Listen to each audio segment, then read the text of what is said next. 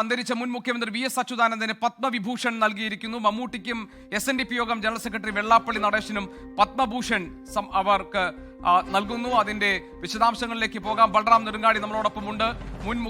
അന്തരിച്ച മുൻ മുഖ്യമന്ത്രി CPM-ന്റെ മുതിർന്ന നേതാവായിരുന്ന വി എസ് അച്യുതാനന്ദന് പത്മവിഭൂഷൺ, മമ്മൂട്ടിക്കും SNDP യോഗം ജനറൽ സെക്രട്ടറി വെള്ളാപ്പള്ളി നടേശനും പത്മഭൂഷൺ എന്ന വിവരം വരുന്നു. റിപ്പബ്ലിക് ദിനത്തോടനുബന്ധിച്ച് രാജ്യത്തെ പരമോന്നത സിവിലിയൻ പുരസ്കാരമായ പത്മ പുരസ്കാരങ്ങൾ പ്രഖ്യാപിച്ചിരിക്കുകയാണ്.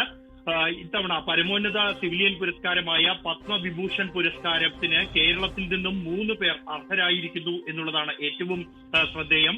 മുൻ മുഖ്യമന്ത്രി വി എസ് അച്യുതാനന്ദന് മരണാനന്തര ബഹുമതിയായി പത്മവിഭൂഷൺ പുരസ്കാരം പ്രഖ്യാപിച്ചിരിക്കുകയാണ്. അദ്ദേഹത്തിന് പബ്ലിക് അഫയേഴ്സ് വിഭാഗത്തിൽ രാഷ്ട്രീയ പ്രവർത്തകൻ എന്ന നിലയിലാണ് അദ്ദേഹത്തിന് പത്മ വിഭൂഷൺ പുരസ്കാരം പ്രഖ്യാപിച്ചിരിക്കുന്നത്. അതോടൊപ്പം തന്നെ പി നാരായണൻ സാഹിത്യ ഒപ്പം തന്നെ വിദ്യാഭ്യാസം എന്നീ മേഖലകളിൽ നിന്നായി പി നാരായണനെയും പത്മ വിഭൂഷൺ പുരസ്കാരത്തിനായി തെരഞ്ഞെടുത്തിരിക്കുന്നു. ഇതോടൊപ്പമാണ് KT തോമസിനും പത്മവിഭൂഷൺ പുരസ്കാരം പ്രഖ്യാപിച്ചിരിക്കുന്നു.